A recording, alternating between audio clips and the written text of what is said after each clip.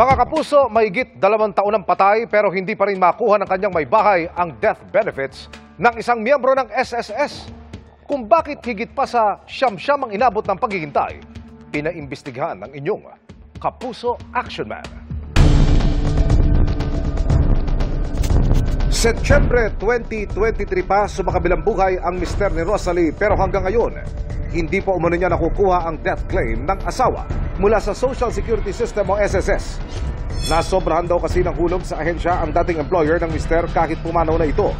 Nabot na po ako ng halos 2 years na pabalik-balik po sa kanila na ang problema ko po yung sa agency na 4 na buwan po na sobrahan ng hulog. Bago raw maproseso ng SSS ang death claim, kailangan daw munang makansela ng dating employer ang naihulog nitong kontribusyon. Kung tutusin po sana, kailangan nag-pension na po ako eh. Dahil 2 years ago na. Ang hirap pong maging single mom kahit malalaki na po yung anak ko. Napakahirap po. Nakipagnay na rin daw sa dating employer ng mister si Rosalie. Sabi po sa akin, maghinday daw po ako. Hindi daw ganun po kadali ang processing. Kaya inabot po ng ganun.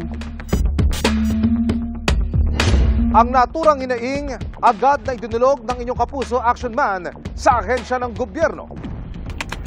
Sa verifikasyon ng SSS, nakansela na ng dating employer ang sobrang 4 na buwang hulog sa ahensya at naitama na ang record ng mister ni Rosalie.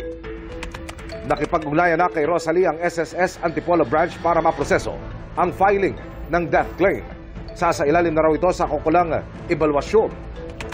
Wala raw sapat na dahilan kung bakit natagalan ang pagproseso sa claims ng pamilya. Nagpapasalamat sila sa programa na naiparating ang sumbong sa ahensya. Kaya salamat po talaga sa inyo. Sa mga tulong ninyo. Sana marami po ako yung matulungan. Mission accomplished tayo, mga kapuso, para po sa inyong mga sumbong. Pwedeng mag-message sa Kapuso Action Man Facebook page o magtungo sa GMA Action Center sa GMA Network Drive, Corner Samar Avenue, Diliman, Quezon City. Dahil sa anumang reklamo, pang-aabuso o katiwalian, tiyak, may katapat na aksyon sa inyong Kapuso Action Man.